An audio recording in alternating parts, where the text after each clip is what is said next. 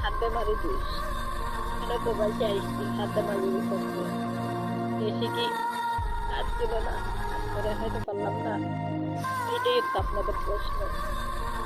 একটা কথা মনে রাখবেন ভাই, আপনারা ছেলে আমরা মেয়ে এতটুকু পার্থক্য। মানে আপনারা যে স্বপ্ন নিয়ে এই প্রবাসে আসবেন, আমরা খাদ্য মামা মেয়েরাও একটা স্বপ্ন নিয়ে এই দূর প্রবাসে আসতে পারে বেশি। আমাদেরও সুন্দর সংসার ছিল আপনাদের মতো, কিন্তু টাকার অভাবে হেরে গেছে সমাজের মানুষের মধ্যে, তাই আজকে দূর প্রবাসী হয়ে গেছে।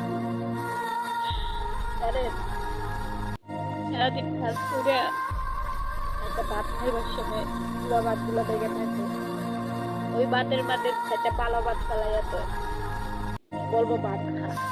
যখন ভাতগুলো খাচ্ছে আমার সাইড একটা গেল 4-5টা ভাত থাকে, যখন খালি ভাতগুলো খাওয়া শেষ হয় আয় ওই ভিতরটা লইয়া ভিতরে বেশি ভাত আছে ভাত এখন বলি দেখ এখানে পুরো ভাত চাইছে আর যেটা ভাত আসলে আমি খাইছি।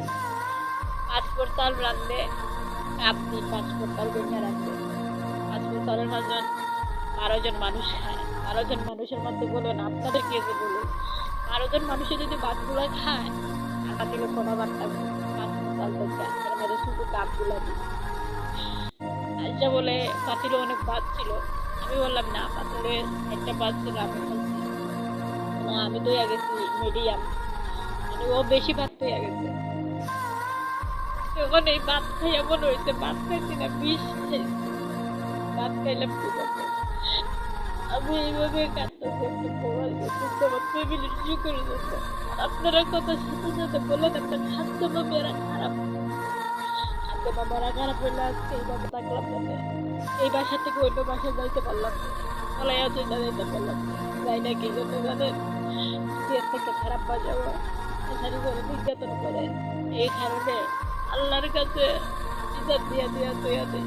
সহ্য হয় না যখন একলা কাঁদছি নিরালায় খাচ্ছি, একটা কাঁদতে পারবে জীবনটা এইভাবে প্রবন্ধ কাটতেছি।